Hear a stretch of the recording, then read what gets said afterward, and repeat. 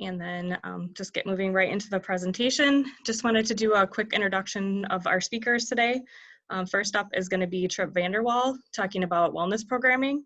And Trip is a member of the business section of Miller Johnson and part of the employee benefits, executive compensation, and healthcare reform team. And then Sandy Andre is going to be giving us a COVID-19 update. And she is in the employment and labor section of Miller Johnson. And then Kelly Stopples, she's a board member of LARMA, and she also is part of the employment labor practice, and she focuses on employment discrimination management and employee training. And she's going to be talking about employment law changes forecast for the Biden administration. So without further ado, I'd like to hand it off to Trip. So. Good morning, everyone. As Allison said, my name is Trip Vanderwall. I'm in Miller Johnson's employee benefit section.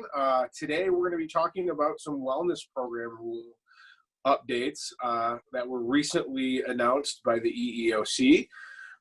For those of you that may attend our monthly lunch break, employee benefits lunch break series, which is the third Wednesday of every month, also a free webinar series.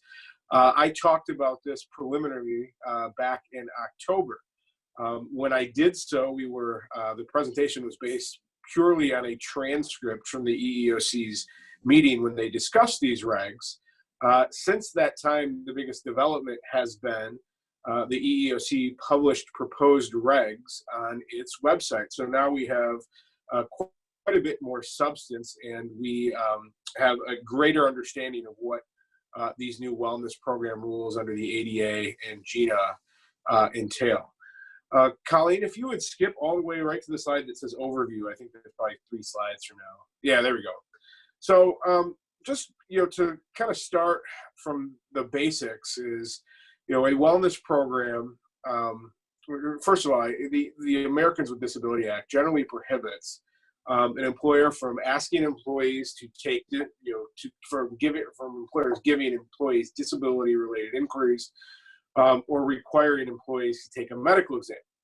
If your organization contains a health risk assessment or HRA, or a biometric screen, that's generally problematic under the ADA because an HRA contains disability-related inquiry, is a disability-related inquiry, and a biometric screen is classified as a medical exam. Next slide, please.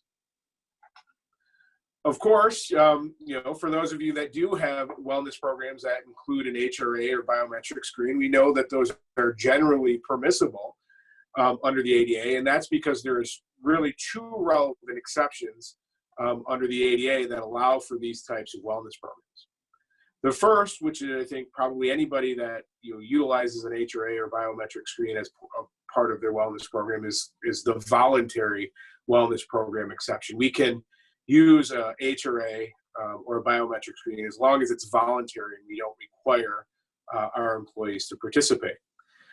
There's another less well-known exception referred to as the insurance safe harbor, and I think this will actually become more known under these new EEOC regulations. And really what the insurance safe harbor permits is an employer to administer the terms of a bona fide benefit plan based on underwriting risks, classifying risks, or administering risks that are not inconsistent with other law. And so the premise, the thought pattern here is under the insurance-based safe harbor is a wellness program is generally designed to promote health. In fact, has to be designed to promote health or prevent disease. Healthy people, as I think statistically or as a general matter, will utilize a group health plan less than healthy people. And therefore, wellness programs that are a way to administer risks under that group health plan.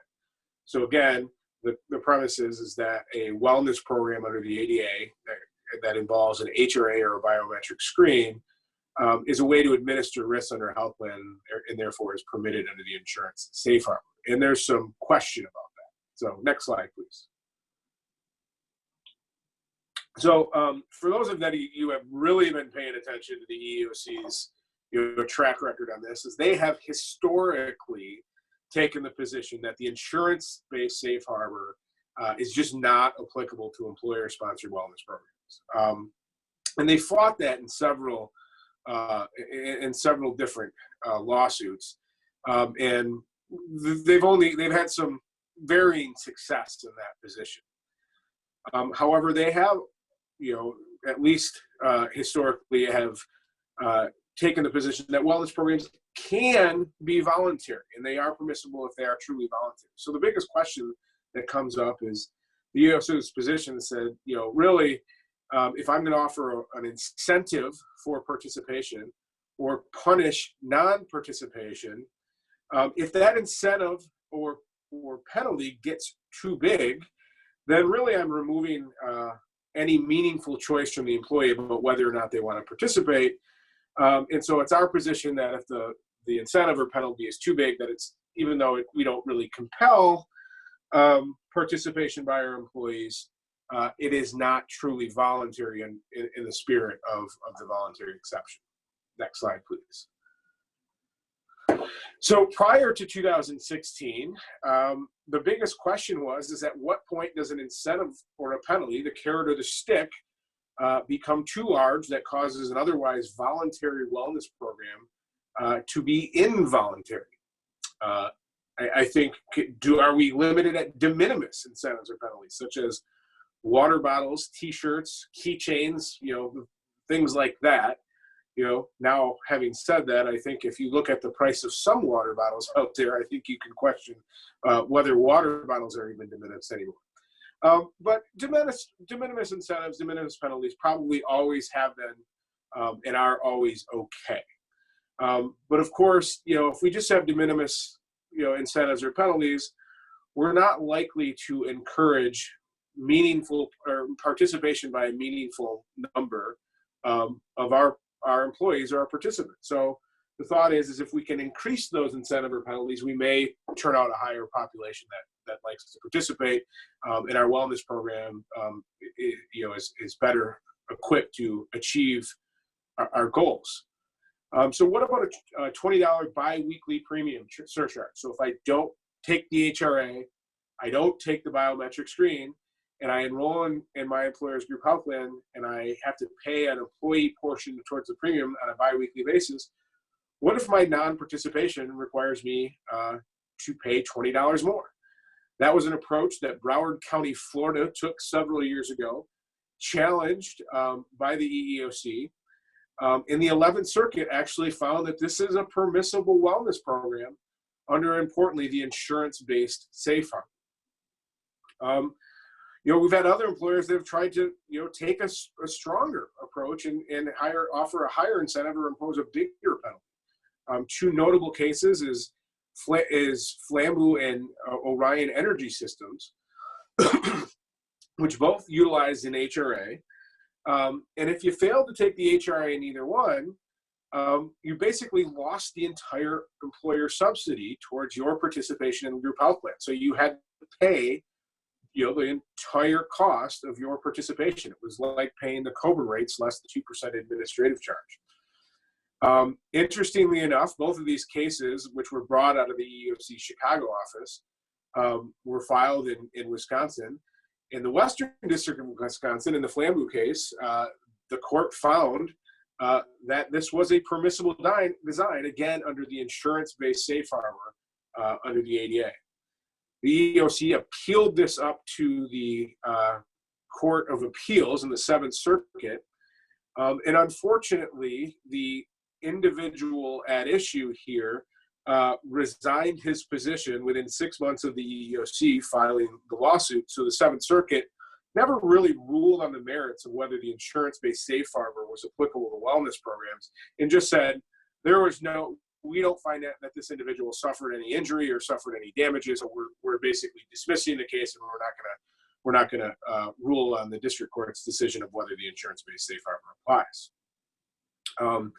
In Orion, the district court on the other side of Wisconsin found that under the same type of program, the insurance-based safe harbor didn't apply, But they ultimately found that the wellness program design was permissible because it was voluntary. The employer, Orion, was not requiring employees to participate. And that, yes, if an employee chose not to participate, they could do so. They were just, forced to pay the entire premium. Now, interestingly enough, this court decision was issued before the EEOC issued its final 2016 regulations, which we will talk about next. Next slide, please, Kelly. So in 2016, the EEOC, at the under the pressure of the Obama administration, issued some regulations on permissible wellness programs under the ADA. And those wellness program regs did really two important things. First of all, they reiterated the EEOC's position that the insurance-based safe harbor did not apply, or that the EEOC didn't believe, despite court rulings to the contrary. It also set the limitation on incentives or penalties under which, if you were below the limitation, the EEOC would take the position that the wellness program was still voluntary, and if you were over the limitation, the wellness program removed all meaningful choice and was not truly voluntary under the law. And that limitation was set at 30% of the total cost of employee-only coverage under the employer's group health plan. And if the employer has multiple group health plans, then we're generally looking at the lowest cost group health plan. And 30% was not just the employee required portion, but it was the total cost of the employee and employer portion. So while these regulations did try to somewhat align the ADA wellness program rules to those with HIPAA, using the 30%, there were enough differences that it caused a fair amount of frustration, but they did at least give us some certainty about what type of incentive or penalty we could impose without running afoul of the ADA. Next slide. But then shortly thereafter, the 2016 regulations were released. I'm not even sure the ink was truly dry on those regulations. ARP brought a lawsuit against the EEOC on the basis that 30% incentive or penalty is not truly voluntary, because somebody who had to pay 30% more to participate in a group health plan that couldn't afford it would ultimately be required to participate in the wellness program and disclose medical information or be subjected to a medical exam. In its review of this case, the District Court for the District of Columbia found that the EEOC did not offer any valid reasons to justify how it came up with the 30% limit, even though the EEOC said, hey, HIPAA allows 30%. The court said, well, HIPAA's 30% is based on completely different reasons than this voluntary reason that you're basing it on. And because of that, it found that it's just, its interpretation that voluntary was capped at 30% was arbitrary and capricious in violation of the Administrative Procedures Act. It vacated that 30% limit. The court did give the EEOC a chance to issue new regulations to either reestablish why it picked 30% or to pick another 30%. But because the regulatory process takes a long time, the EEOC wasn't able to do that. And they published revised regulations that were effective on January 1, 2019. They were the exact same as the old 2016 regulations, except it deleted the provision that a 30% limit was permissible under the voluntary exception. Next slide, please. So now after that, the EEOC issued those regulations, the question is, we're kind of back in the pre-2016 world. At what point is the carrot or the stick too large that it will cause the program, a wellness program, to be involuntary? In my discussions with clients, I've had some very conservative clients that have really backed off and gone back to de minimis rewards and or incentives or penalties. Again, while they were comfortable that complied with the ADA's voluntary exception, the wellness program didn't have a lot of teeth. I would say most employers that utilize a wellness program subject to the ADA before this lawsuit or before the 30% limit was vacated, they continued the 30% on the premise that the EEOC really did believe 30% okay, and it was not going to come after them. And I haven't heard any enforcement actions to the contrary. Those employers who have adopted that approach have generally been okay. Other more risk tolerant employers may have said, well, I guess this removes the cap. I can go as high as I want. I could go back to where if somebody doesn't participate, I don't give them an employer contribution towards the health plan, or maybe I don't even make them eligible for the health plan. Again, I think those are problematic for employers that have done that. I haven't heard a whole lot of EEOC activity, but they were really rolling the dice in those positions. Next slide, please. So the EEOC is trying again, as I talked about last October, for those of you who joined my earlier webinar. On January 7, 2021, the EEOC published new proposed regulations, and they published those on its website. And please note that, because that actually becomes an important tidbit later on in this presentation.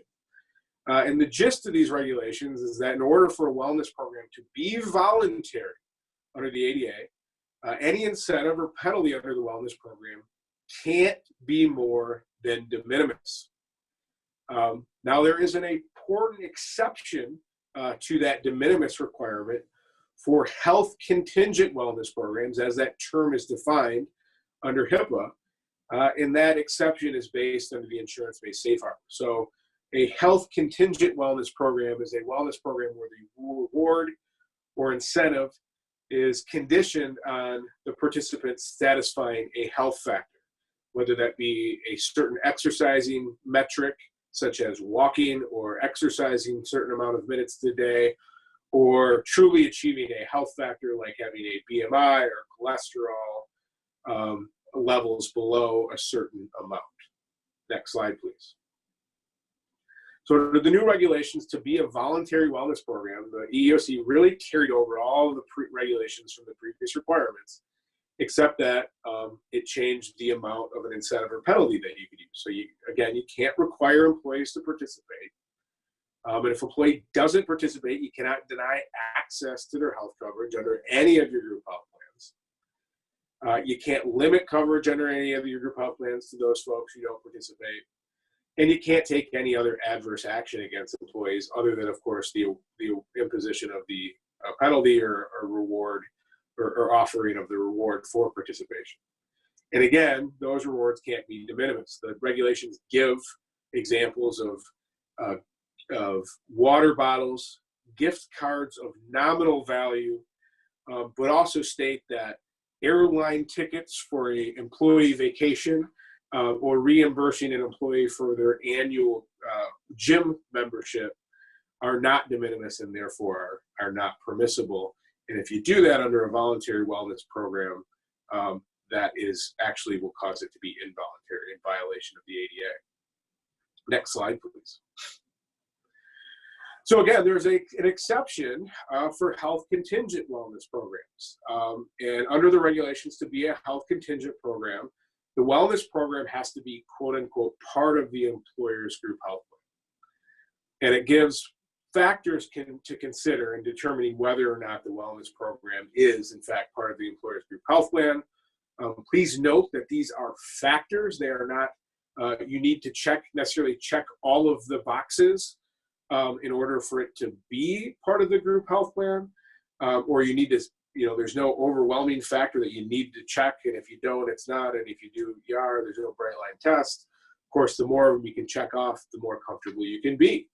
One is the wellness program only offered to group health plan participants, which I don't think is a big change from most employers' designs today. Any incentive is tied to a premium or cost sharing under the group health plan, which brings up an interesting thing. I know some, can I give you a cash award? Can I give you a gift card for participation in one of these health contingent wellness programs? Maybe not. What about HSA contributions? Is that technically, that's not really a premium or cost sharing under the group health plan, even though the employee may be able to use the HSA amounts to offset cost sharing under the group health plan. Can I make HRA contributions? All of these are a little bit unclear. Again, factors. So if you don't meet this factor, but you meet the other three, you may still be okay. Third, wellness program is offered by a vendor that is contracted with the group health plan, most likely is contracted with the employer on behalf of the group health plan. So if you're self-administering wellness programs, is that now problematic? Again, not entirely clear. And the wellness program is a term of coverage under a group health plan. So for those of you that maintain WRAP, summary plan, description plan documents for your health plan, which we highly recommend for various reasons, maybe we drop in there some at least discussion or protection language about the wellness program and try to tie it out as a term. Next, these health contingent wellness programs have to comply with all the ADA requirements that apply under the voluntary exception, except, of course, the limitation on incentives of the de minimis amount. Except the third requirement, except in certain circumstances, employee medical information must be kept confidential, which I think generally it is, and probably not a hard requirement to satisfy. And then fourth, you have to comply with all of the HIPAA requirements for health contingent wellness programs, including the limitation on incentives or penalties under HIPAA. Next slide, please. So this is obviously a good time to give the folks on the webinar a quick little refresher of what HIPAA's requirements are for health contingent wellness programs. And we'll run through those pretty fast, but you can see them up on the slides. As eligible individuals have to be given an opportunity to qualify at least once per year. So you can't have a new employee come on and say, okay, here's my wellness program. You know, you need to complete this HRA, and your BMI and cholesterol have to be below these certain levels. And if you're not, you just never, ever qualify for a wellness program reward. Nope, the next year they're going to have to be given another opportunity to qualify for that reward or avoid the penalty. Wellness program must be reasonably designed to promote health and prevent disease and not subrogate other restrictions on non-discrimination based on health factors. You have to offer a reasonable alternative standard or waive the original standard for any participant who is unreasonably difficult or medically inadvisable to satisfy the original standard. That reasonable alternative standard must be disclosed in all plan documentation that talks about or describes the wellness program, and also the notice that an individual failed to satisfy the original standard. Next slide, please.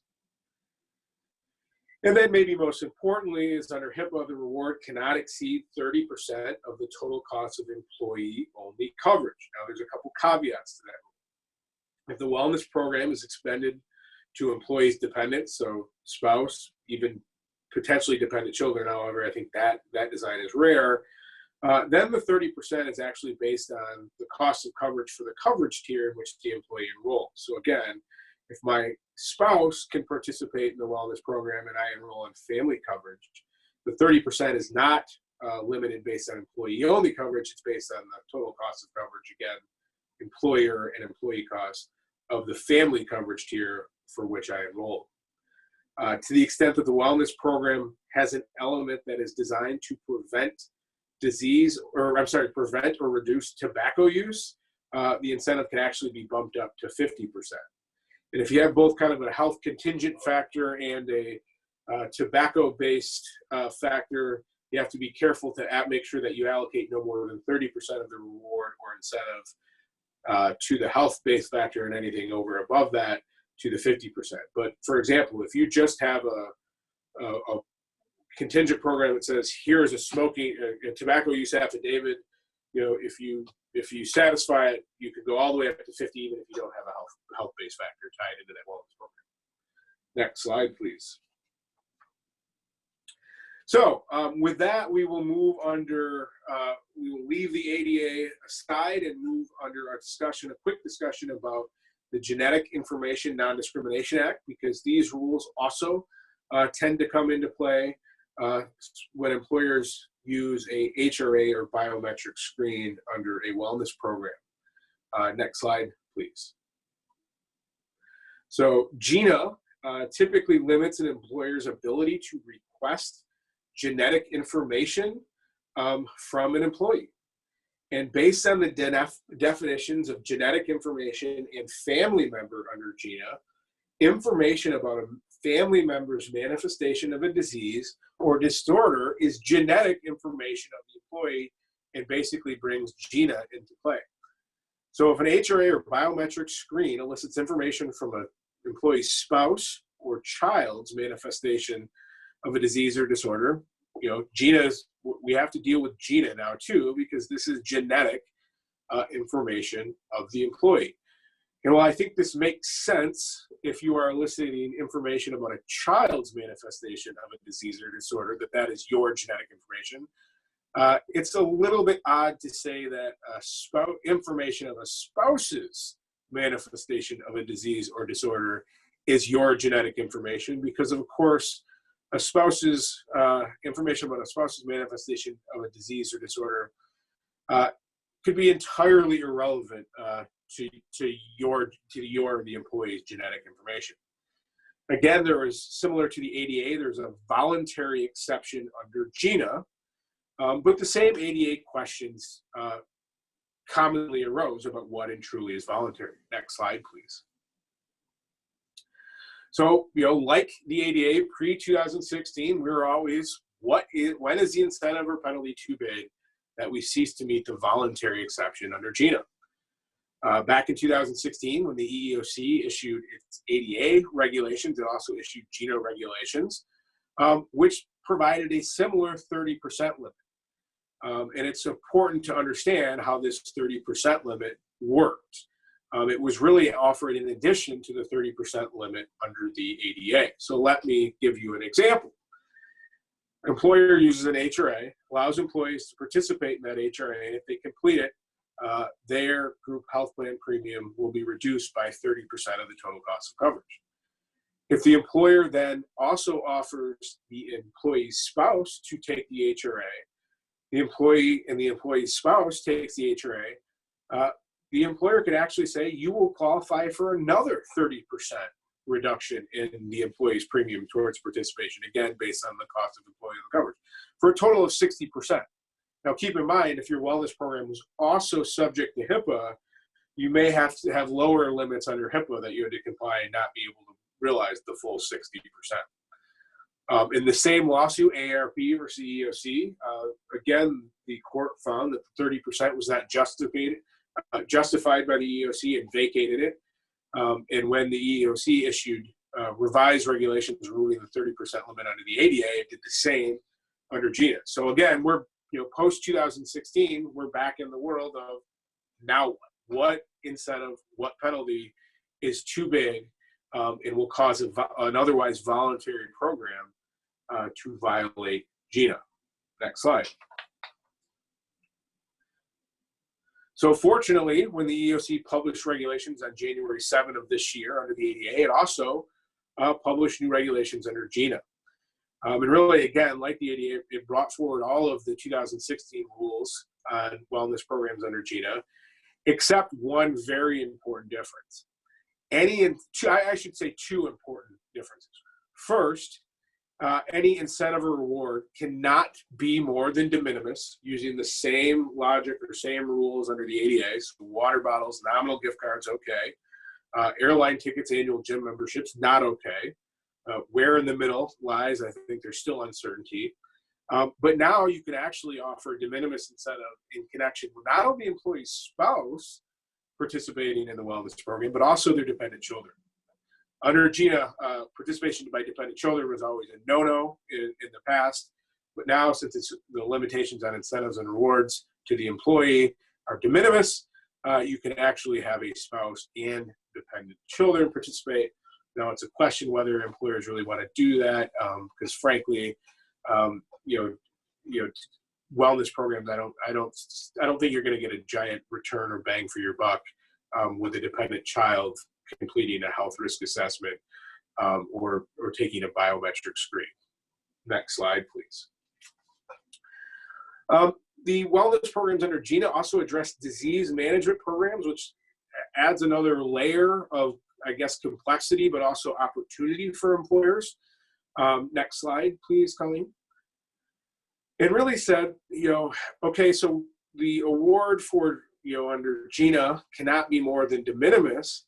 But if for individuals who complete a permissible voluntary HRA or biometric screen that involves genetic information, and that reveals that the individual is at an increased risk of acquiring a health condition or a future, employers may provide a much bigger incentive to participate in a disease management program or other program to promote healthy lifestyles. And it doesn't specify any cap on that incentive. So again, you can't tie the incentive to taking the HRA or biometric screen, but if you identify at-risk folks, you can say, we have this disease management program, and if you would like to participate, kind of, the lid's off. Well, we can give you, the employer can give them as much as they want, or to the employee or potentially the individual to participate in that disease management program. Now, the one caveat is that same offering has to be made to individuals with current healthcare conditions or lifestyle choices that put them at an increased risk, and were not just identified as an increased risk based on their genetic information. Next slide, please. So logically, the question is what next? And for those of you who were on my earlier presentation may have an idea where I'm going. Next slide, please. I know I'm a week late on here, but are we in Groundhog Day? So the regulations are in proposed form and they're not effective. And as I mentioned at the beginning of this presentation, they were published on the EEOC's website, but have not yet been officially published in the government publication, which is called the Federal Register. And so the question will be, are these regulations subject to the Ron Klein memo, which is President Biden's chief of staff, freezing all regulations? So on the day that President Biden was inaugurated, Ron Klein, as chief of staff, issued a regulatory freeze memo to all executive agencies and basically said, any regulations that you have in the hopper that haven't been published in the Federal Register yet, freeze it. Stop what you're doing. Don't do anything. Let our political appointees get in there and make decisions on whether we're going to go forward with those regulations, whether we're going to abandon them, whether we're going to revise them.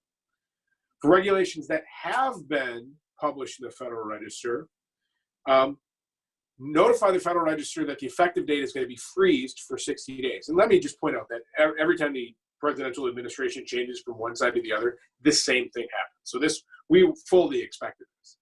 And they are going to take a look in this next 60-day period whether they agree with those regulations. Now, if they've officially been published and they're final, then to abandon them, the Biden administration has to go through a notice and comment procedure and potentially pull those back unless they use the Congressional Review Act, which is a whole other thing we won't get into today. Again, I did for my January, shameless plug here, for my January employee benefits lunch break series, I did dive into this in much more detail. That is available on our firm's website. So the question is are these proposed regulations subject to this freeze memo? If they are, then we may not see them ever published because, again, they haven't been published in the Federal Register. If not, and there's questions about whether they're not, because the EEOC, unlike some executive agencies, is independent. It's run by a series of appointed commissioners. So there's some out there that think that as an independent agency, those regulations are not subject to the freeze memo, and we may see them yet issued in proposed form. Now my question is, and I even checked this morning, they still have not been published in the Federal Register. If they are not truly subject to the freeze memo, why have they not been published in the Federal Register if they were published on the EEOC's website back in January 7th? I don't have the answer to that question. Hopefully we will find out more in the future. So I think one important thing to know is yes, it's important to be aware of these proposed regulations that are hanging out there and may become effective, or some form of them may become effective. I would be hesitant to start making massive changes to your wellness program designs right now in light of all the uncertainty of what's going on. With that, next slide, and I think we will take some questions.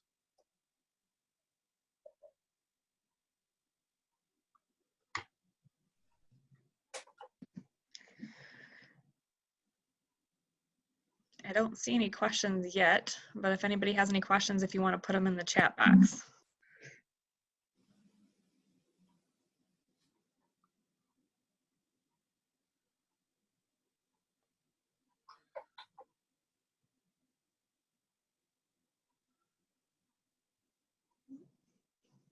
Still not seeing any questions. All right. Well, I suppose I did go a little bit long, so if you want to move on, feel free. I have one more. One just came in. Sorry. Oh. What do you recommend for employers who currently contribute to an HSA for wellness rewards? Well, again, let me make the assumption here that your wellness program is in fact subject to the ADA, so has an HRA and or biometric screen component. I wouldn't say change course yet, for two reasons. Again, because of the uncertainty of what in fact is going to happen. But two, remember, those four factors that I talked about are only factors used to determine if in fact the wellness program is part of the group health plan. So if you go back to that, what if we write it into the plan document SPT as a term of coverage? What if you are contracting with a separate vendor?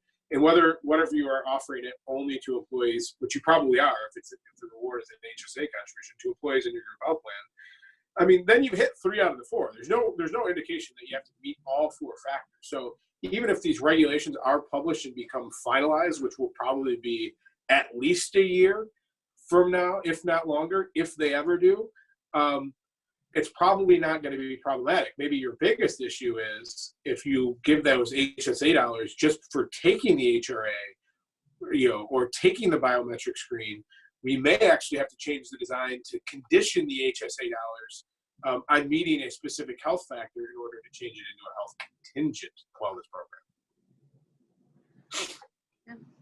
And I have another question. It says, if they publish, would you anticipate this would impact 2021 plan year or effective 2022? If they do publish, I think it's highly unlikely that it would affect 2021. I'm even questioning whether it hit with 2022, because remember, if they publish these regulations, they're still in proposed form.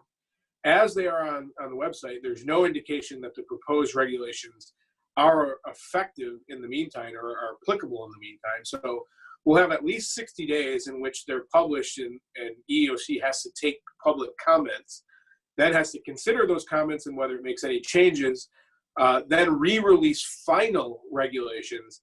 And my suspicion was that would be any final regulations would have some advanced effective date. And when we're talking about regulations that impact group health plans, usually they pick a date and say they'll be effective for the first plan year beginning on or after such date. So let's just assume that these regulations are gonna go forward. They become published in 2021.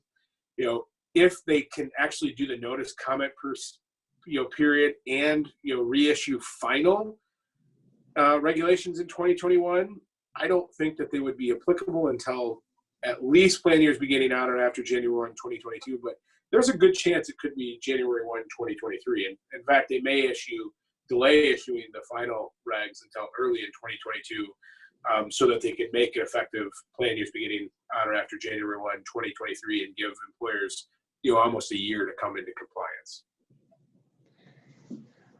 Sounds good. And then I had one more. Do you have an example of a well-written wellness plan?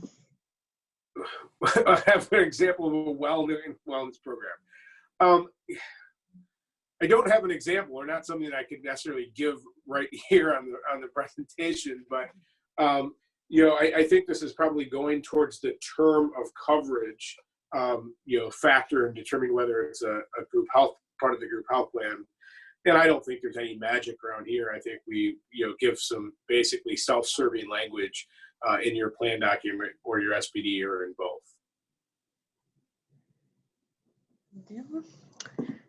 I think that was the last of the questions. So.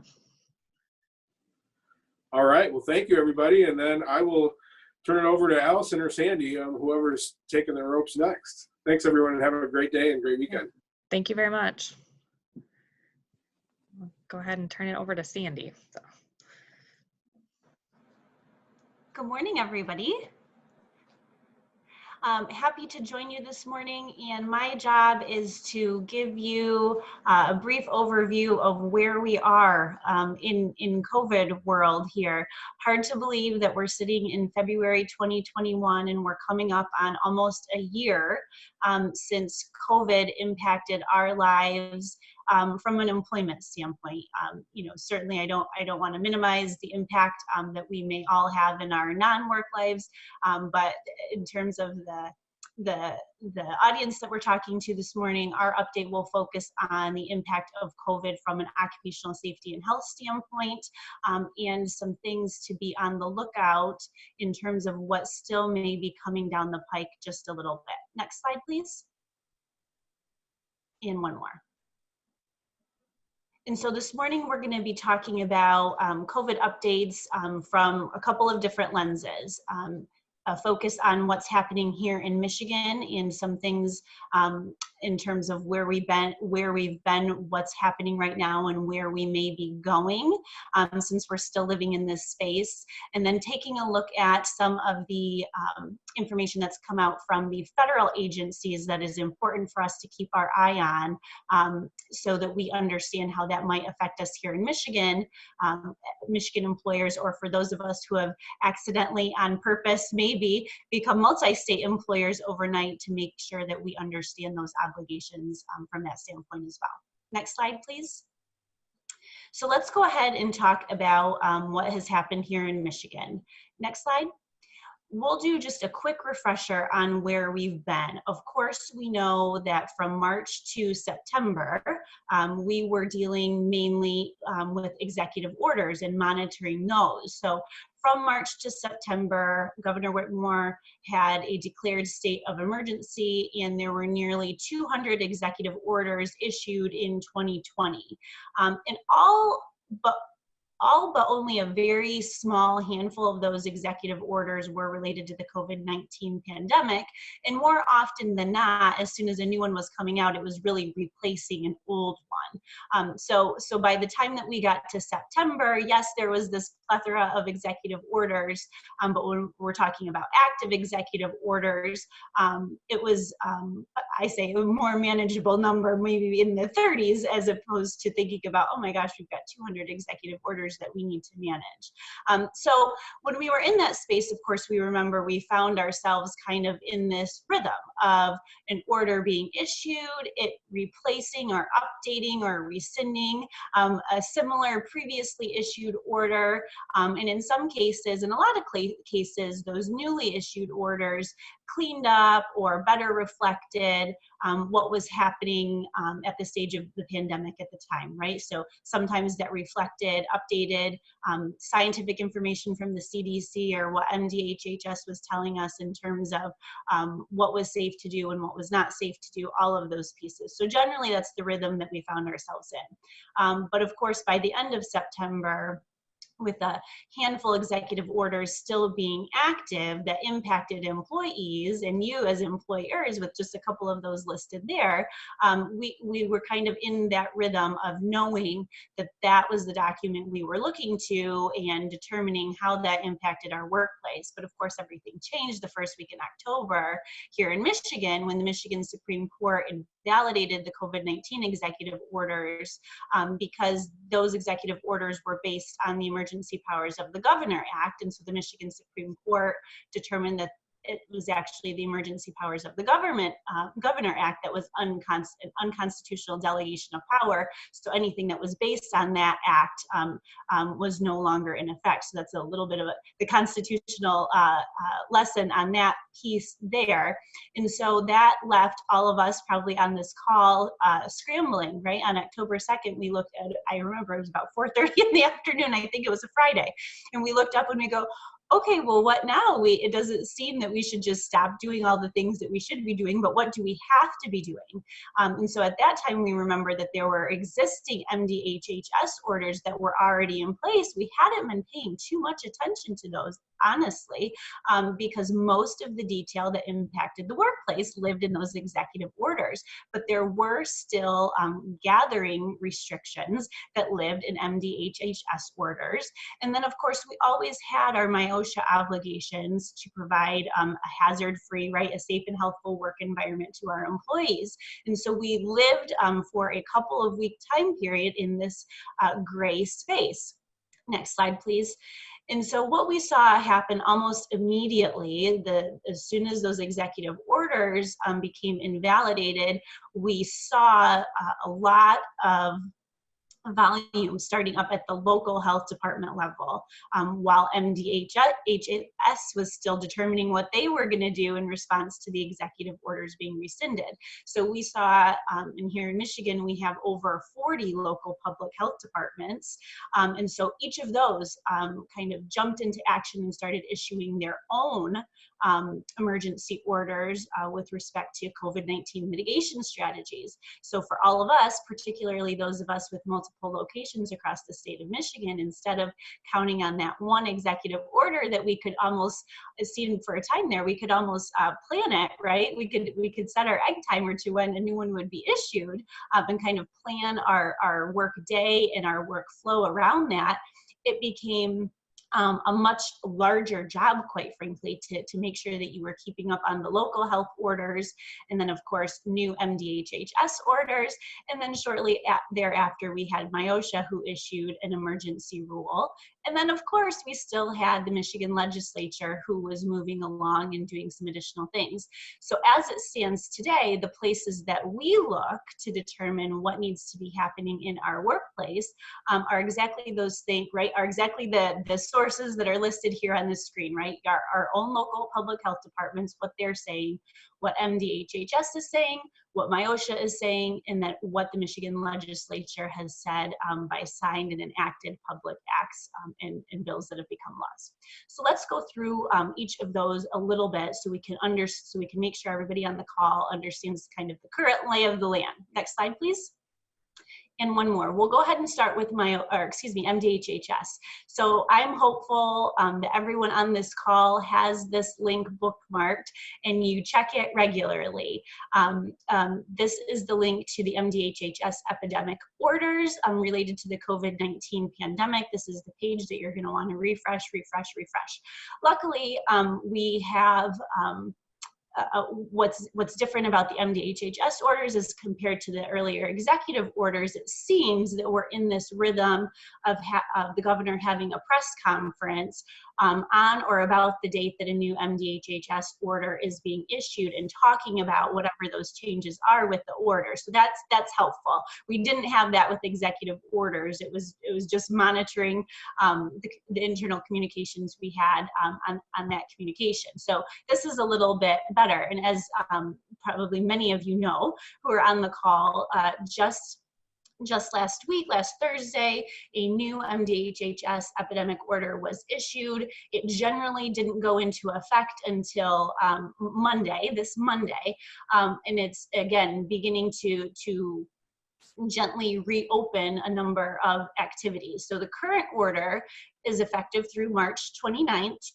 2021, but as we know, for all of us who have lived through this last almost 12 months, we know that doesn't mean that a new order couldn't be issued sometime between now and March 29th that says something completely different. So there's no rule, right, that the current order has to stay in effect till the date that we say it's in effect. If circumstances change in good ways or bad ways, right, as we move along in the pandemic here, if circumstances warrant, MDHHS has not been shy about lifting restrictions or putting them back in place. So something to keep aware of. The other thing to be aware of with the MDHHS orders, of course, we've got the main, what I call main gathering and face mask order. But MDHHS still does have epidemic orders that are specific to certain industries. And generally it's related to mandated COVID-19 testing. So there are certain types of employers and employees that are required to submit to COVID-19 testing on a regular basis. So there we're talking about Michigan Department of Corrections type of facilities, state-owned hospital facilities, certain types of agriculture workers must submit to testing, and those orders are also available on that website. Additional orders include some types of entry restrictions. So long-term care facilities have specific entry restrictions in terms of visitors and testing regimens in some cases that visitors must even submit to. So you'll find all of those epidemic orders on the MDHHS site. So that's a main source of where we continue to look to determine what types of mitigation strategies we need to have in place generally, right? Kind of in our non-work life. Next slide, please. And here's just a review. Most of us are going to be very well aware of what that gathering and face mask order says. So it generally updates what the symptoms of COVID-19 are to the extent that those change based on science. It generally indicates capacity limitations for certain types of gatherings, capacity restrictions for certain types of facilities, food service establishment restrictions, organized sports types of restrictions, of course, face mask requirements for all of us, in contact tracing requirements for some types of facilities as well. Next slide, please. Now let's turn to MIOSHA. Next slide, please. And let's talk just generally about MIOSHA and their enforcement powers. So generally, we know here in Michigan, MIOSHA is what is called a state plan. So across the United States, there are almost 30 states that have a state-specific occupational safety and health plan, and Michigan is one of them. And generally, OSHA, federal OSHA, the Occupational Safety and Health Act, says that where a state has standards that are at least as strict, and I'm paraphrasing here, but generally at least as effective and as strict as the federal OSHA standards, a state can have its own state administered plan. And that's what we have here in Michigan. But for those of you who have operations outside of Michigan, depending on where those are, you might not be subject to that state's plan, or that state may have its own state plan, or you may be defaulting, and I use the term broadly, to the standards in federal OSHA. So it's important to kind of understand that relationship a little bit. But generally, remember when we started out in the pandemic, there were no MIOSHA or federal OSHA standards that were specific to COVID-19. And so we were in this kind of gray area that we knew that there were some standards that existed that applied to what we might be doing related to COVID-19. And some of those are listed here, right? So there's a personal protective equipment standards, sanitation standards, respiratory protection standards, hazard communication standards, access to employee medical record standards, and of course, recording and reporting occupational injury and illness type of standards. So we knew that COVID-19 could implicate our obligations under those standards, but the big gray was our obligations, of course, under the general duty clause, right? And so it's gray because that's just our general duty to protect our employees from recognized hazards in the workplace, right? To protect our employees from them and to abate, to take action to abate those types of hazards in the workplace. And so how do you do that related to a respiratory disease? That's the space we all lived in for a really long time, even when those executive orders were in place. Next slide, please. So I look at it as almost being, in some ways, a little bit helpful that in whatever triggered MIOSHA to do this, right? If it was this Michigan Supreme Court decision, that invalidated Governor Whitmer's executive orders, and that's what motivated them to issue an emergency rule in October. Whatever it was, I think it was helpful because that emergency rule now functions as a standard. So MIOSHA has the ability to pass an emergency rule. You heard Tripp a little while ago talk about a formal process called notice and comment rulemaking. Ordinarily, an agency has to go through this period of time to formally pass a standard or a regulation, but under certain circumstances, certain emergency circumstances, they can pass a temporary emergency rule. And at the federal level, federal OSHA has been getting pressure for a long time, almost the entire duration of the pandemic, from various entities, various third parties saying, hey, federal OSHA, you need to be issuing an emergency standard, and they have not done that yet. But finally, here in Michigan, that is exactly what happened. So on October 14th, Michigan OSHA issued its emergency rule that is effective for 6 months. And I remember sitting back on October 14th thinking, right, maybe naively again, thinking, oh gosh, 6 months, this will all be behind us in 6 months. But as I look at the calendar, 6 months from that date is April, and we're approaching that date. So it's effective for 6 months, but there is a provision that it can be extended for an additional 6 months. So we don't necessarily need to set our stopwatch that these rules are going to go away in April, but we need to keep an eye on if they'll be formally extended or even changed.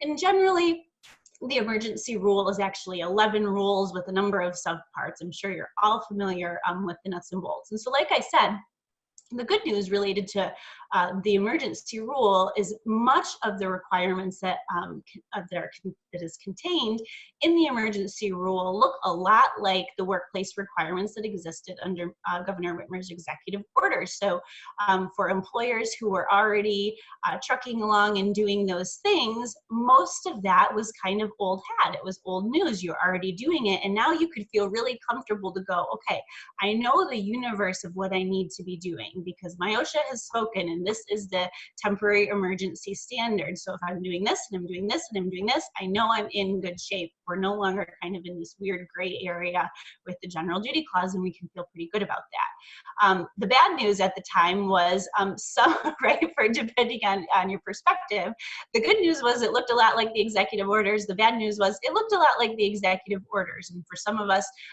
right, who thought that those were overbroad and required too much, it didn't go away, right? Our obligations to do those things didn't go away just because the executive orders were invalidated. In fact, they continued to live and arguably became more important once MIOSHA officially spoke on them, spoke on that space through the emergency rule. Next slide, please. And so generally, again, hopefully most of you on this call have a good idea of what that emergency rule requires. And I'm just going to quickly go through these pieces. Generally, you're required to do a hazard assessment for every job in your organization and make a determination of, okay, Sandy Andre is an attorney in the Grand Rapids office of Miller Johnson. These are the sources that she may encounter or be exposed to COVID-19 in the workplace, right, from the public or whatever. So based on how and when and how often she may be exposed to COVID-19, she's in a low risk, a medium risk, a high risk category. And associated with those categories, here's the mitigation strategies that we're requiring everybody in a low, medium, or high risk type of exposure category to follow. And those MIOSHA has provided examples, right? People in a low to medium risk type of risk category generally need to be doing these things. People in a high to very high exposure risk category need to be doing these types of things. So making those hazard assessment determinations. And of course, I'm very hopeful everyone on the call is well aware of the requirement for a preparedness and response plan that generally requires you as an organization to look at what OSHA, MIOSHA, and federal OSHA call the hierarchy of controls. So what are the things in our workplace we can look to control hazards in our workplace, right? Are there engineering controls we can make? So are there different things that we can be doing with respect to HVAC and ventilation? What are the administrative controls we can put in place, right? Can we limit how many people are in the building and when they report and how they interact with each other? All of those pieces. Basic infection prevention pieces, PPE, health surveillance, right? We know the daily entry screenings and training our employees on the symptoms of COVID, training them that they need to not come to work if they think that they have one of those symptoms, training people that if they become symptomatic while at work, who they need to tell, where they need to exit, how that needs to be managed. Next slide, please. Additional pieces related to the emergency rule, a big piece related to basic infection prevention is remote work. So everybody on this call, the MIOSHA standard requires, the emergency rule requires all of us to create a policy prohibiting in-person work for employees to the extent that their work activities can feasibly be completed remotely. So feasibly, a lot of conversation over the last several months on what that means, what that piece, who can be in person, who can be on site. What if I'm a critical infrastructure worker? Does that mean that everybody in my what if I'm a critical infrastructure employer? Does that mean everybody in my organization is allowed to be on site, and going through those pieces of analysis? And again, we talked about the health surveillance with respect to daily entry screenings. You have a positive test protocol, the different things that you need to do when an employee reports to you that they've tested positive for COVID, in terms of your obligations to engage in some contact tracing within your workplace, but notifications to your workforce and to the health department. Next slide, please. So we've got two pieces of the puzzle. We've talked about MDHHS and we've talked about MIOSHA, but let's also talk a little bit about what's happened on the legislature side, bills that have become laws and so on and so forth. This is just a sampling of the laws that have been passed related to the COVID-19 pandemic in the last year. Formal passage of a bill allowing remote meetings for certain public bodies, amendments to the Workers' Disability Compensation Act, amendments to the Employment Security Act, right, unemployment, additional bills related to liability protections for employers, of course, the MIOSHA amendment, and the COVID-19 Employment Rights Act. Now, for those of you on the call who just panicked a little bit because you think to yourself, I have never heard of the COVID-19 Employment Rights Act. Yikes, what is that? And so it's actually what you've probably heard if you tuned in to any of the Miller-Johnson webinars or received any of our publications. You've heard us talk a lot about Public Act 238 and its amendment, Public Act 339. So those two things together, thank goodness we gave it a name, right? It's the COVID-19 Employment Rights Act. So don't panic when we talk about that. We're talking about Public Act 238 and its amendment with just a much better name. Kind of got rid of the numbers, too much to keep track of. A title is much better. Next slide, please. And so for those of you who are familiar with Public Act 238, you know that that is generally a requirement for employers to keep workers out of the workplace under certain circumstances. If they've tested positive for COVID, if they're symptomatic for COVID, or if they've had close contact with somebody who's tested positive. And you may remember that Public Act 238 was pretty broad, close contact. There were some exclusions, but it even included people who had been exposed to somebody who was symptomatic for COVID, not just somebody who tested positive. And if I was identified as somebody's a close contact of somebody who had tested positive or was symptomatic, me getting a negative test didn't get me back to work, right? There was kind of no, or even if I thought that I was symptomatic, right? If I started to have a fever or a runny nose or nausea or any of those COVID-19 symptoms, my own negative test didn't get me back to work. It was kind of this mandatory time-based return to work type of situation. So that went into effect in the late summer, early fall. It created a civil cause of action for employees with a damages floor, which is a little bit different, right? It generally followed some of the requirements under previous Executive Order 36, but some pieces were new, and that damages floor was one of them. And the odd piece there, of course, is that it was retroactive to March 1st. And so I don't know that we've begun to see all of the ways that piece might be litigated, right? That an employer could be responsible for keeping people out of the workplace 6 months ago when we just learned it was a requirement today, because of course March 1st was even before Executive Order 36 was issued. So I think, like I said, I'm not sure we've even begun to see how that might play itself out, but something to be aware of. And obviously no sunset provision, which is a little bit of a head scratcher too. It's not specifically tied to the COVID-19 pandemic or any kind of declaration of state of emergency from a state level or a federal level. So those are things to keep aware of too. And so towards the end of last year, you may remember that the Michigan legislature and the governor signed an amendment to P 238, which brought some good news for employers. It in some ways updated PA 238 to more to better reflect the current state of science and the current state of what the CDC and MDHHS were saying related to isolation and quarantine recommendations. So let's talk about those a little bit right now. Next slide. So as we look at isolation requirements, we know that an employee who tests positive is not permitted to return to work until they've been told by a healthcare provider or the local public health department that they have fulfilled their isolation period. And so the CDC, we know towards the end of last year, also updated their definition or their recommendation for an isolation period. And it's generally, you're right, 24 hours fever-free. It's generally 10 days from symptom onset or positive test date, specimen collection for that positive test. Principal symptoms are improving, and then of course the employee is not under any kind of isolation order from a healthcare provider or the public health department. Generally, those are the things that are going to get an employee back to work.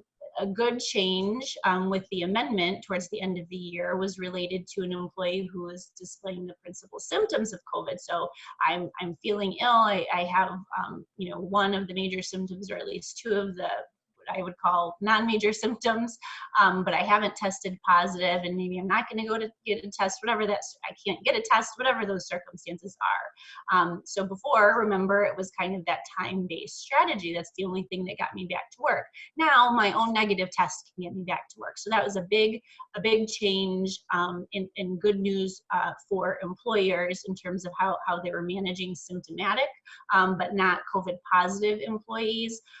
Or the employee can still follow that time-based strategy, but there are protections in there for employers too to say, hey, employee, I'm asking you to go get a test, and if you don't get that within a certain time period, the protections of this act fall off of you because you're not taking reasonable steps to go get that test because I think you're going to test negative and you can come back to work, or I want you to get the test because I want to know if you're positive too, because I want to make sure that you're getting the health care that you need. But obviously, if you've tested positive from an employment standpoint, I now have some obligations with respect to the rest of the workforce, reporting that to the public health department, so on and so forth.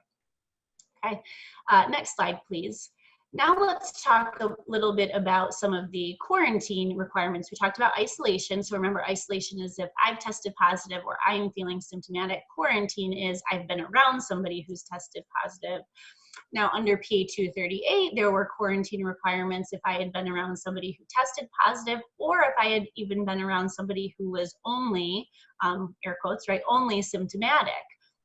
With the amendment toward the end of the year, that close contact quarantine requirement is only for individuals who have been around somebody who have tested positive. And generally that's going to follow the CDC timeframe as well. So if you are one of those close contact individuals, you are not permitted to return to work until you follow the CDC's quarantine period, or you've been advised by a healthcare provider or a public health professional that you've completed your period of quarantine. And why this is a little funky, you might remember that towards the end of the year, the CDC updated their close contact quarantine recommendations, that they now generally provide kind of the 7 to 10 day allotment, right? They say 10 days from date of close contact, or 7 days you can come back if you get tested on or after day 5 and that test comes back negative, you can come back on day 7. This is a little bit tricky because MDHHS generally has not adopted that test-based strategy. They're still sticking with the time-based strategy. So for those of you who have lived this, since the CDC's updated recommendations and since the PA 238 amendment, you might be getting a little bit of tension compared to your local public health department and what the CDC says, and that's kind of the reason for that. So that's something to be aware of as well. Certainly related to close contact quarantine, there are specific types of employees that are exempted from that requirement, provided that they also are not symptomatic in all of those pieces. But it's important for us to remember that those who are exempted from that close contact quarantine requirement, it's not everybody, not every type of employee who works for a critical infrastructure employer. So when we think about if we are a critical infrastructure employer, and what leeway does that get me or my employees with respect to some COVID mitigation requirements, we want to be careful not to presume that we can blanketly apply that classification to a number of pieces. Okay, next slide. Now let's shift and talk a little bit about what's happening at the federal level. Next slide. So we know that the Department of Labor has done some things with respect to how to navigate the COVID-19 pandemic, and we know that the big piece that came out of the Department of Labor was related to the Families First Coronavirus Response Act. So the FFCRA, which was comprised of 2 paid leave components: emergency paid sick leave and an expanded FMLA related to care for children whose school or place of care was closed for a COVID-related reason. Now, we know that the FFCRA went into effect in April and expired on December 31st. So for anybody who's on this call going, gosh, I thought we didn't have to worry about that anymore, do not panic. You don't, right? So it did expire December 31st. What was extended is the employer's ability to voluntarily offer FFCRA-like benefits and continue to claim the payroll tax credit, and employers can do that through March 31st. It's actually a little bit more difficult. I shouldn't say it's not more difficult to claim the credit, but it's not just as easy as going, oh, we're just going to pretend that it didn't expire and we're going to continue to administer it that way, especially as it relates to the expanded FMLA side. So if you have questions regarding that, always feel free to reach out to Kelly or to me, or Miller Johnson has lots of resources on our website. Hour-long webinars specifically about that topic, but it's a little bit tricky. So I mention it also here because, of course, we know that we've had a change in presidential administration, and as both sides of Congress are looking at various relief packages, right, there are proposals to continue an FFCRA-like type of paid leave benefit associated with the COVID-19 pandemic. So while this is out of our life, maybe from an administration standpoint, FFCRA administration and compliance mandate standpoint, it may be temporary, but just know that we're watching all of that very closely, and to the extent that anything like that passes and impacts our clients or our partners here at LARMA, we will certainly be putting out a lot of education on those things, but something to keep in the back of your mind. Next slide, please. Now let's talk a little bit about federal OSHA. So you may remember under the Trump administration, federal OSHA, their main type of document, right? They have not passed an emergency rule. They have not passed a temporary standard. They have not done that. They've generally just issued guidance. And prior to the administration change, as I look at some of the citation activity at the federal OSHA level, my OSHA was outpacing employer citations by a lot as compared to federal OSHA.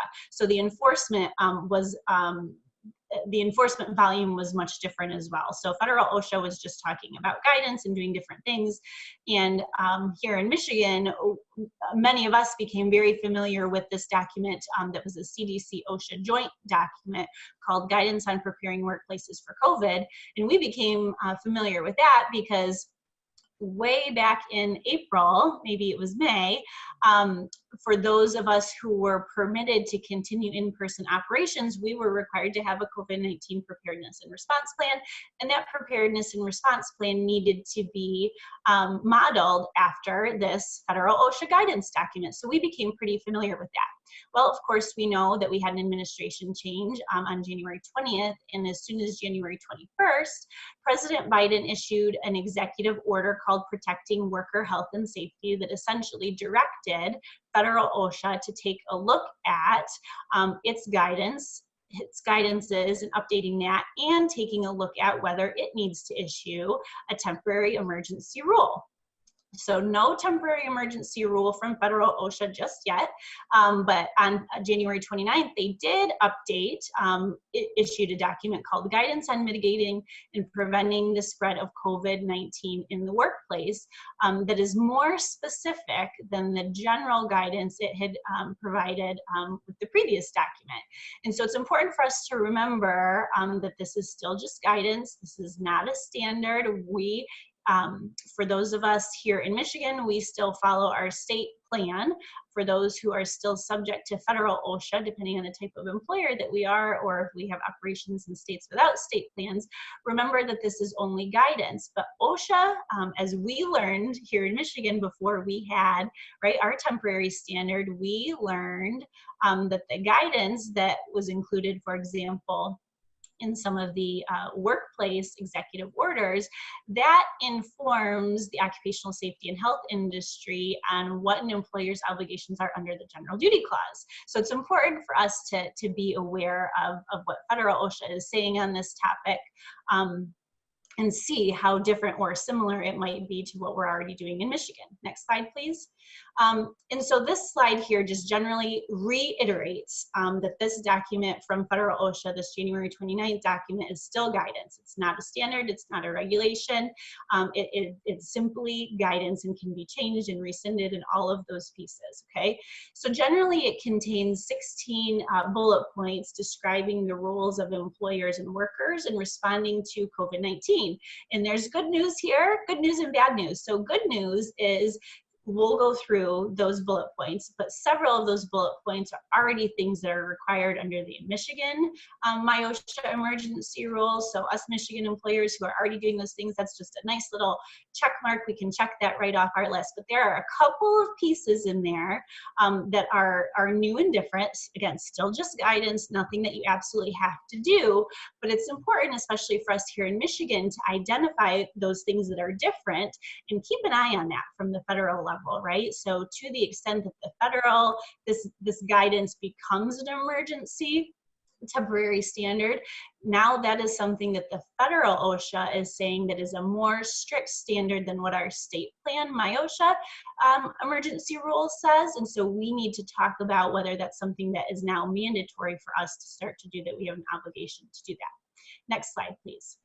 So I've tried to highlight here, the things in red are the things that might be different, and everything else is something that is already enveloped in the Michigan rule, the Michigan emergency rule. So good for us, that's really good news. So assignment of a workplace coordinator, that's included in the Michigan rule.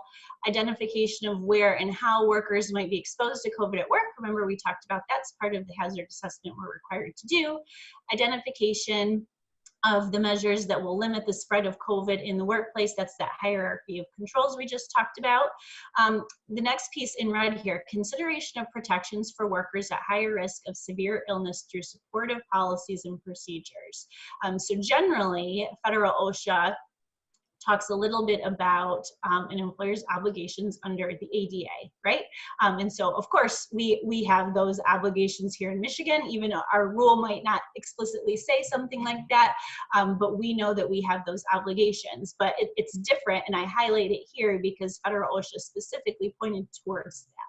In its previous guidance documents, it talked about that a little bit in terms of making flexible workplace leave policies or allowing employees to take sick leave even if they don't have it available in those terms. But here it was specifically talking about employees who might be specifically susceptible to COVID based on a condition covered under the ADA. So something to keep in mind. Establishing a system for communicating to workers in languages that they understand. That's already included in the Michigan rule.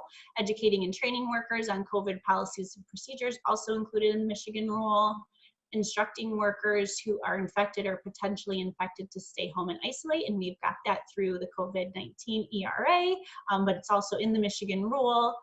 Minimizing the negative impact of quarantine and isolation on workers. And you see in red here, I have it mentions the FFCRA tax credits. And I highlight that because it's really interesting to me that this guidance, this updated guidance came from federal OSHA after the FFCRA had already sunset, right? So it had already expired, and the only path available that makes it still applicable or still in our lives is the payroll tax credits that are available to employers. So that's interesting to me because that tells me maybe there's something coming down the pike about a federal leave mandate, kind of a continuation of FFCRA-like benefits. So something for us to keep an eye on. I won't read through the rest of the bullet points except for the couple that are in red here towards the end. So implementing protections from retaliation and setting up an anonymous process for workers to voice concerns about COVID-19 related hazards. Here in Michigan, we have a requirement that is training employees on how and where and who to report workplace concerns. So that's part of it. Here, this federal OSHA guidance includes a recommendation for having an anonymous process. Many of us may already have something like that that existed before COVID was in our lives. We may have already had that. So something to keep an eye on there. But the last piece here that's really interesting, making a COVID-19 vaccine or vaccination series available at no cost to eligible employees. And I think based on the calls I've been having with clients and probably for the folks looking through the lens on this call, that's a lot easier said than done, right? I've got a number of clients who are saying, gosh, where does our type of organization, our type of employees fall in the prioritization schedule? We're so far down the line that it doesn't even make sense for us to even start to have a conversation right now about, are we going to mandate the vaccine or just make it voluntary? Because unfortunately, our number does not come up for a really long time. And so that's not a problem we necessarily have to deal with today. Maybe we want to think about it, what our approach to that is going to be, but it's not something that we could flip the light switch on today. So that's interesting to me to see that in the federal OSHA guidance, to know that that could be something that could come down the pike as being a requirement, but obviously lots of additional things would need to happen for that to come to fruition. Let's go ahead and go to the next slide. The last couple of pieces here are related to the CDC. And the big piece here is that making sure that you all know that the CDC is kind of the starting place for making recommendation on vaccine prioritization, but it's all state level driven. So here in Michigan, that's through MDHHS that has a prioritization plan, and I encourage you to go to the state of Michigan website, the COVID-19 vaccine website, so you can see those plans. You have all the contact information for all of the public health departments, and you can click right on those public health departments, and each of those local public health departments have their own type of system for, oh, I'm an employer and I want to get in contact with the local public health department to save a spot in line for my employees when our number comes up, right? And so you fill out a little bit of information about the type of workplace that you have so you can make sure you're on your local's radar, but some locals don't even have anything like that. And as we know, even though the state generally is in the same phase of vaccine distribution, it varies very much depending on volume, right? So some of the locals may still be just generally focused on healthcare workers, and some locals may already have the ability to be issuing vaccine just based on the volume of vaccine that they have access to individuals over a certain age and more frontline essential workers such as childcare employees and teachers, educators across the state. So it's important for us to recognize that, right, that federal OSHA comment about mandating and educating employees on vaccines has to go along with vaccine availability according to our state's prioritization plan, and those pieces need to work together. So the last couple of things, pieces of information out of the CDC, we talked about this first bullet point a little bit back in December. They updated their close contact quarantine requirements, and we talked about how MDHHS is viewing that right now. But as recently as January 23rd, following up on an executive order from President Biden related to kind of this mask mandate related to inter and interstate travel on public transportation and things such as that. So with that, I would be happy to take any questions. So we're a little over on time. So I have 2 questions that have come in. So let's see. Given this morning's CDC recommendation that individuals who have had their full regime of vaccines after 2 weeks no longer need to self-quarantine, how will that affect our policies? Yeah, so it's important for us to remember, even though the COVID-19 ERA, right, Public Act 238 in its amendment generally updated some of its pieces to reflect CDC recommendations, one thing that it does not speak to and does not recognize at all is the impact of the vaccine. So, or people getting the vaccine, right? So right now, as written, the COVID-19 ERA simply says, if you've tested positive, if you've had these symptoms, or you've been around somebody who has tested positive, there's a mandatory isolation and quarantine period. And generally it's going to follow the CDC recommendations. So if we've got the CDC saying, you know, you don't need to fulfill a quarantine period, but if MDHHS has not adopted that, or the local has not adopted that, that's not a kind of a free pass for us employers. So it's still a little bit of a tension that we still want to take directions specifically from the local health department. So if you get a free pass from your local public health department that says, yes, this person has gotten both doses of their vaccine and they no longer need to be considered identified kind of as a close contact for somebody who might subsequently test positive, they don't have restrictions for staying out of work, so on and so forth, that's perfectly fine, and I recommend that. But to the extent that that doesn't mean that that individual doesn't need to be continuing to follow the mask mandate, because the stuff in the MyOSHA emergency rule applies, and the MyOSHA rule doesn't speak to vaccines at all. So all of those mitigation strategies still apply until MyOSHA tells us that they don't. Then I have one more question. It says, so after December 31st, 2020, employers do not have to pay for time off for COVID-related issues. Right. For any of us who were subject to the paid leave mandates under the FFCRA, the paid mandate stopped. Employers can voluntarily continue to provide paid leave for the reasons covered under the FFCRA and receive the tax credit, but they are no longer required to by the Federal Department of Labor. Well, very good.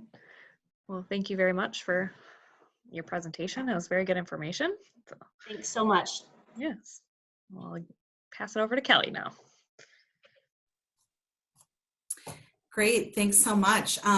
Good morning, everyone. Thank you for joining us this morning for our legal update. So what I'm going to be talking about for the last part of the time that we have together is sort of a 3,000-foot view, an overview, really highlighting things that we think you need to watch out for with the change to the Biden administration. Next slide, please. And one more. Thank you. So as we know, the campaign that President Biden ran on related to a number of different pledges that he made. And one of the things that really struck me was in the night before the election, and he'd made the statement before too, he actually said, I'm going to be the most pro-union president you've ever seen. And his pledge was that he was going to check the abuse of corporate power over labor and hold corporate executives personally accountable, encourage and incentivize unionization and collective bargaining, and ensure that workers were treated with dignity and receive the pay benefits and workplace protections that they deserve. So clearly, he has laid out what his agenda looks like in terms of employment practices, and that's going to be having an impact on all of us on this call. Next slide, please. So what did he do when he stepped into office back in January? Well, as you all know, there were a flurry of executive orders that issued. I've highlighted a few of them here. There are definitely many, many more. These are the ones that jump out to me as having a direct impact on employers and could kind of give us an idea of what we're going to be seeing down the line. Now, a reminder, the executive orders, really what that is that is direction to the federal government as to how the federal government is essentially going to conduct business. These aren't regulations or laws. These are not court decisions interpreting law, but I think it's helpful for us to see A, what his focus is and what we might expect to see coming down the line, and B, for those of you on this call who are federal contractors or subcontractors, as you know, executive orders directed to that group of employers do have the force of law. So let's take a look and see what he was up to the first few days in office.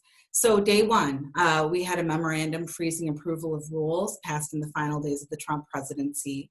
And Tripp discussed this in his presentation, so I'm not going to go into this in a lot of detail.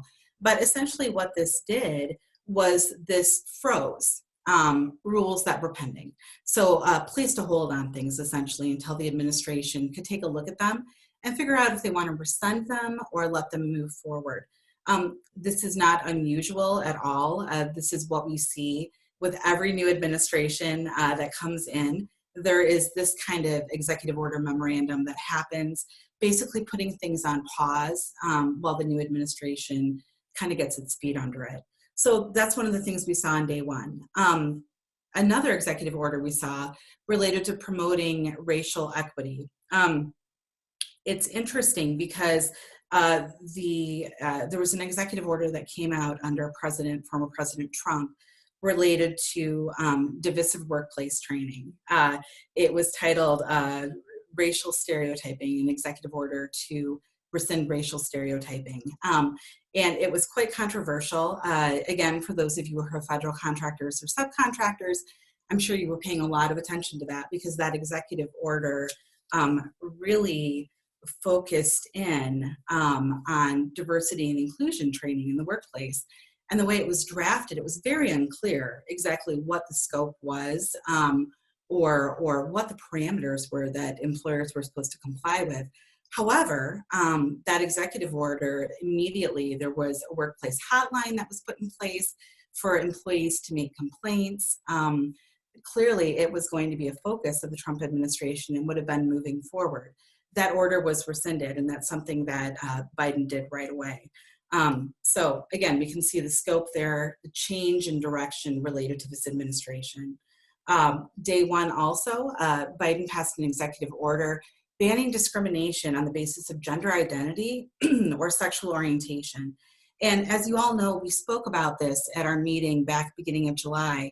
In June of 2020, the Supreme Court determined that Title VII, sex, under Title VII, that protected characteristic, encompasses LGBT status, so sexual orientation or gender identity. What President Biden did with this executive order was further direction to the federal government that, okay, we know the Supreme Court has weighed in related to Title VII. More broadly, as the federal government is interpreting other laws, that is the direction that they're supposed to take related to gender identity or sexual orientation. So day two, executive order promoting workplace safety during the pandemic. And my former presenter, Sandy, spoke about that and what we've seen actually coming out of OSHA related to guidance that was directed by President Biden. Next slide, please. Day three.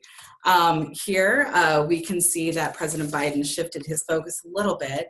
He's moving away from sort of those protected characteristics that maybe he was focusing on the first day. Now he's talking about, okay, let's take a look at wages.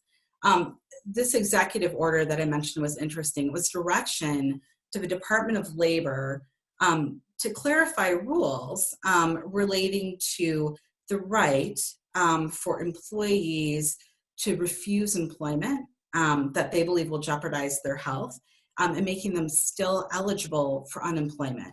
We'll see what happens with that. I think that'll be interesting to see which direction DOL goes with that. The other thing that caught lots of people's attention here is that there was also direction from the Department of Labor to consider requiring federal contractors and potentially subcontractors to pay a $15 minimum wage and provide emergency paid sick leave. So again, we don't know what that's going to look like, but that was direction from the DOL to focus in on those areas and provide additional direction to reach that point. So we'll see, I'm sure more coming. There was also an executive order issued on day 3 affirming the right of federal workers to engage in collective bargaining. And similar to the executive order for federal contractors and potentially subcontractors, requesting that the DOL develop recommendations that all federal government employees receive a $15 an hour minimum wage. This has really been a drum that we've heard this administration beating, is that $15 an hour minimum wage. So again and again, we're getting that messaging. All right, so day 6, what happened day 6? Executive order reversing the transgender military ban that President Trump had put in place.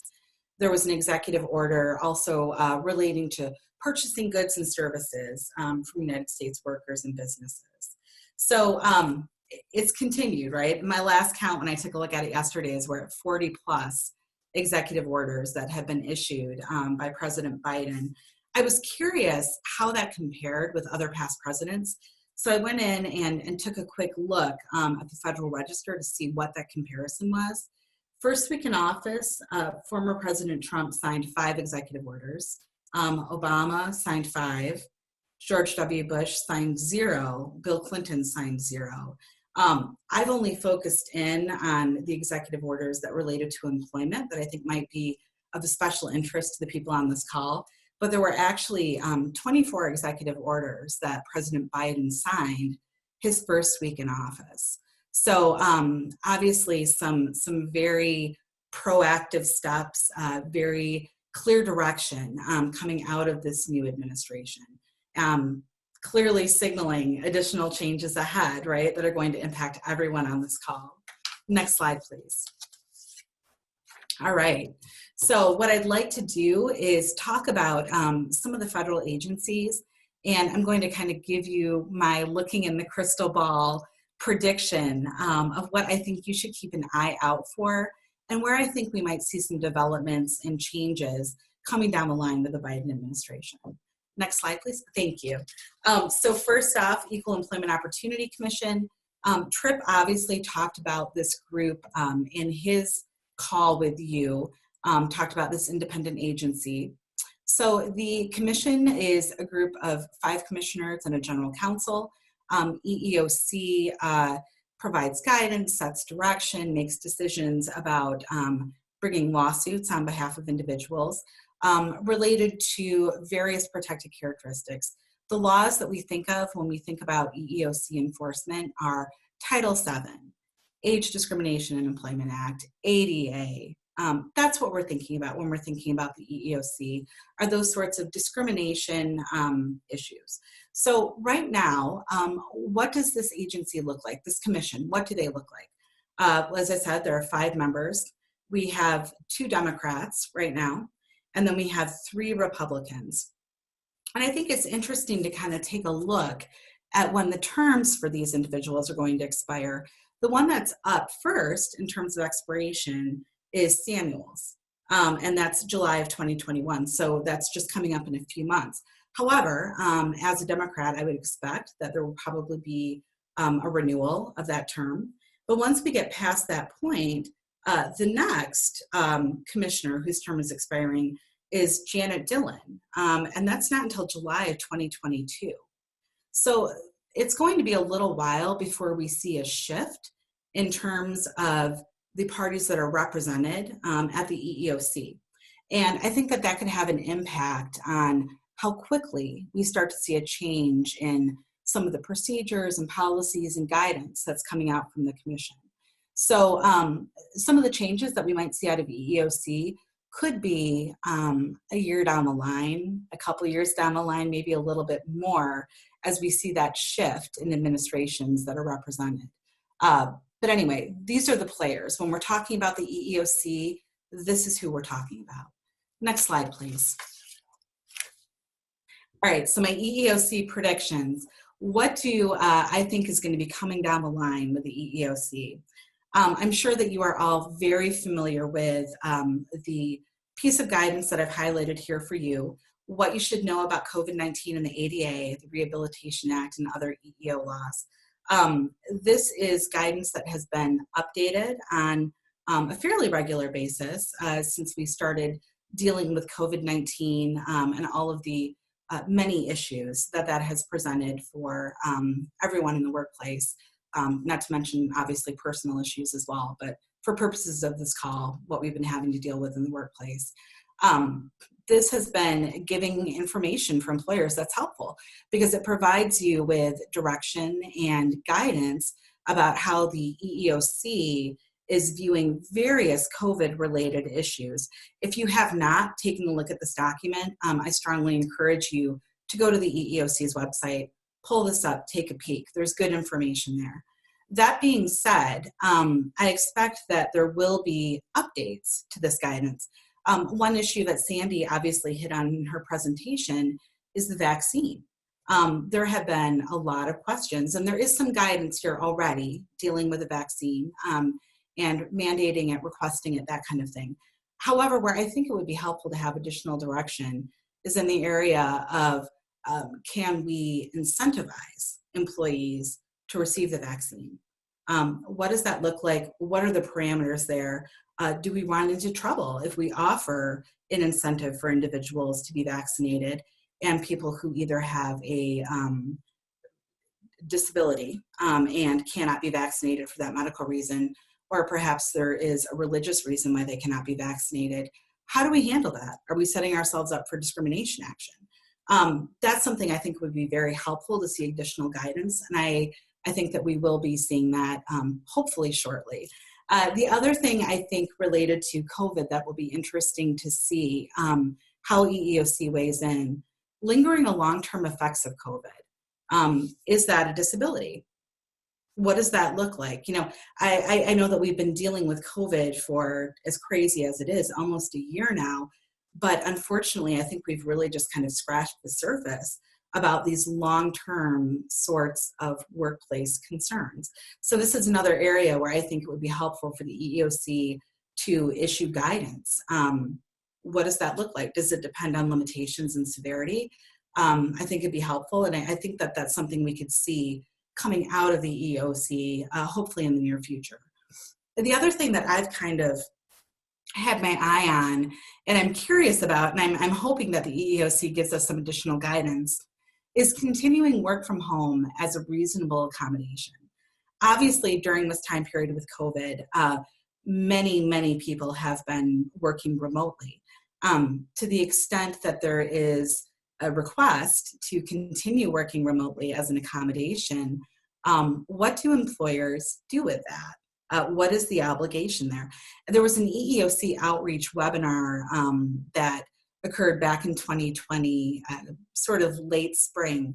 And at that webinar, the EEOC stated that there was no need to continue telework as an accommodation if the employer was choosing to excuse an employee from performing one or more essential functions. Okay, great, very helpful, right? Good direction. However, later in that webinar, the EEOC then made the contradictory statement that the temporary telework experience could be relevant to analyzing whether the employee was able to satisfactorily perform all essential functions while working remotely. So, you know, even the guidance that we have right now from the commission is a bit contradictory. My advice on that, given that there is sort of that contradictory information, is to document, right? If we have people working remotely, or we've allowed someone to work remotely, even though maybe they're not fulfilling all of their essential functions, so we're giving them a bit of a pass on that, document that. Spell that out in the letter to the employee allowing them to work remotely. You know, making clear that even though they are not meeting all of the essential functions, we're allowing them to do this. However, it's not indefinite, and there are things that they are not accomplishing. The other thing to think about too is when you're doing performance evaluations, we want to make sure that we're documenting there as well. If we're permitting someone to work remotely, they're continuing to telework, what it is that is required in their job description that maybe is not being fulfilled because they're working remotely. So I think, to me, as I think about sort of this contradictory statement, that's where I would come down, is make sure that you're documenting what the requirements are, what they're not meeting, and what the expectation is moving forward. I think that's the best way to kind of defend against this second statement from the EEOC about that telework experience being relevant to an ongoing accommodation. Next slide, please. Indefinite leave. So I'm sure every single person on this call knows that an indefinite leave of absence is not required as an ADA accommodation. And there's great language in the EEOC's guidance on this point, and courts have been very helpful as well with upholding that an employer does not have to give an indefinite leave. It's not a reasonable accommodation. However, there was a Ninth Circuit case earlier this year, and when I'm talking about Ninth Circuit, I'm talking about West Coast, California, Oregon, Washington, that area. And it's interesting, the Ninth Circuit went a little bit further, and they said that failing to provide an end date of leave is not per se unreasonable. So that's a little bit different, right, than what we've typically seen out of courts and what we've seen out of the EEOC. I think it's possible that the EEOC may revisit its position on indefinite leave, maybe close it up a little bit, tighten that analysis a bit. We'll see. But that's something that I would keep an eye on as potentially being an issue down the road. Next slide, please. All right. So I'm going to go way out on a limb here with this prediction about a possible change. Change of supervisor as a reasonable accommodation. What we've seen in the past is that the EEOC has held a new supervisor that's not required as a reasonable accommodation.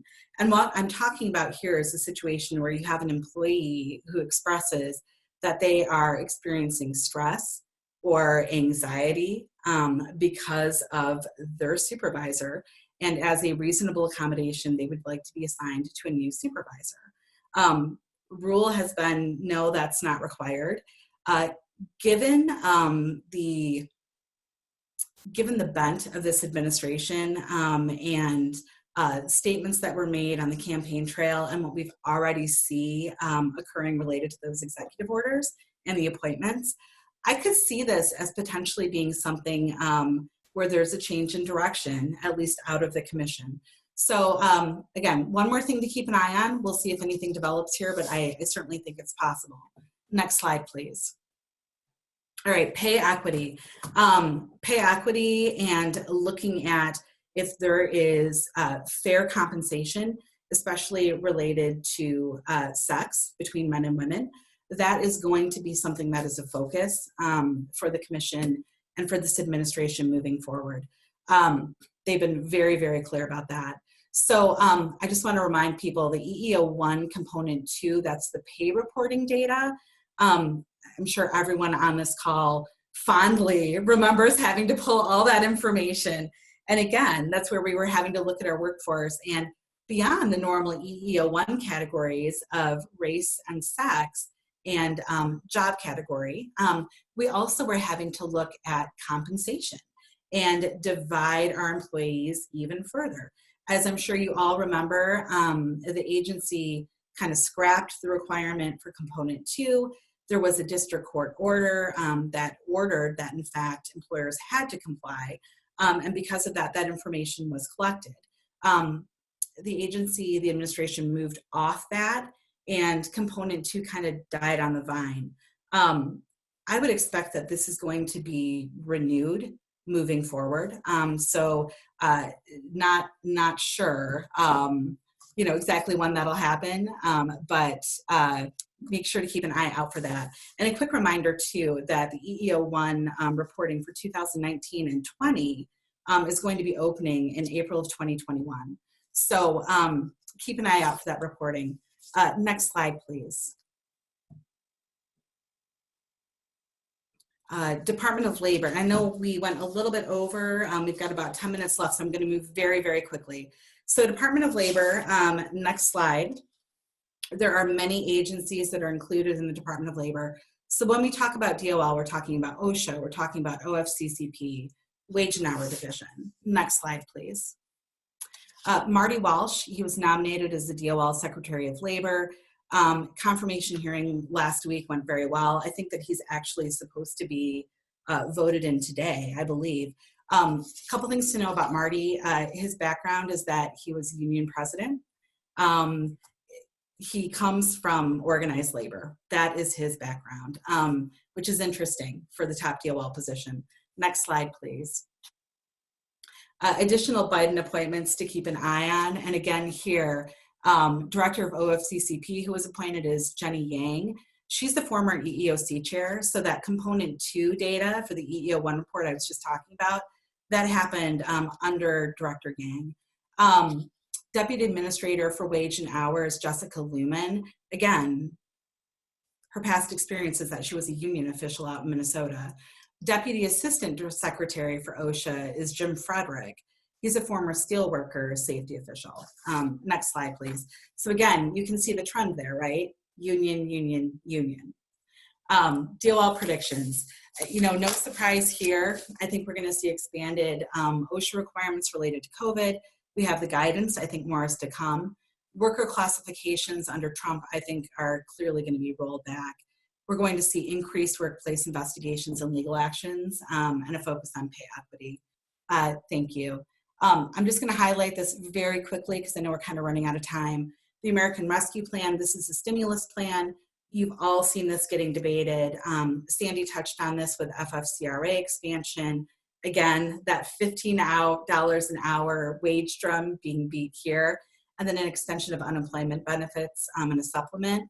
We'll see how that all shakes out. But this is what Biden wanted related to the stimulus plan. Next slide. Okay, independent contractor rule. Again, we're going to move quickly because I don't want to hold you over. Just know that there was a final rule that was published in January. It was scheduled to take effect in March. That's obviously been frozen by Biden's executive order. DOL has actually already withdrawn opinion letters on point. My guess is it's going to be repealed, and we're going to be back to that kind of patchwork analysis that we do when we're thinking about independent contractors. Next slide.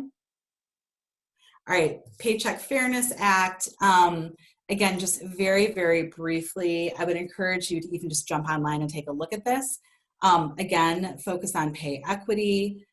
There are additional restrictions here related to retaliation, salary inquiries, and again, that EEO1 component 2 data that we were talking about, this also provides a vehicle for gathering that information. For all of you contractors on the call, federal contractors on the call, OFCCP here is being tasked to implement a survey to collect comp data as well as hiring, termination, and promotion information from federal contractors and subs, and then utilizing that information to decide who to evaluate further. So keep an eye on that. We'll see how that moves forward. Next slide. Again, OFCCP, federal contractors, subcontractors. OFCCP is going to be coming back roaring. It's going to happen with this Democratic administration. A couple things to keep a focus on. There was a directive that was issued in 2018, and it was a verification initiative where federal contractors and subs would actually be required to verify, so affirmatively state that they have a compliant affirmative action plan. The comment period on that was extended through the end of January. We'll see what happens. It's interesting that was rolled out under President Trump, because to me that seems like more like a Biden initiative. I think that's coming. I don't think that's going anywhere. So we'll see what happens with that. Next slide, please. All right, NLRB, and I'm going to move very, very quickly so that we don't go over. Board members, here's the current makeup. There's one Democrat who was put into the chairman position, and then we have 3 Republicans, 1 vacant position. Much like the EEOC, we'll see moving forward, obviously that's going to switch Democratic, and with the NLRB, that makes a huge change in terms of the way that they're interpreting the law. I'm sure you all saw that President Biden actually fired NLRB General Counsel Peter Robb. That's unprecedented. That has not happened before. We'll see whether there is an effective legal challenge to that, but that says something, right? And then in his place, Peter Sung-Orr has been put in as acting general counsel. He has already rolled back so many of Peter Robb's initiatives in the way that they were doing business at the NLRB. Most recent was just this morning, I read that he had rolled back rules related to union financial disclosures and review. So again, look to be much more union-friendly, pro-worker. This is not going to be a management-friendly board. Next slide, please. All right, so very briefly, NLRB predictions. Protecting Right to Organize Act. This actually was passed a year ago in the House, and this has resurfaced. And with the change in Congress, where we're seeing a 50-50 split, right, between Democrats and Republicans in Senate, my prediction is that the PRO Act in some form is going to be something that we're dealing with in relatively short order. Take a look at some of the summaries of this that are available online. If you're not scared about this as an HR representative, if you're trying to keep your work environment union free, you should be. A couple things to know about this. It gives workers the right to bring a civil action. That's different. Right now, it's just under the NLRB, and the remedies currently are a notice posting or back pay. This is a big change. Additionally, there could be civil penalties. Again, huge shift with what we're looking at right now. A move back to the quickie elections that we saw under the Obama administration. That has been rolled back somewhat under former President Trump.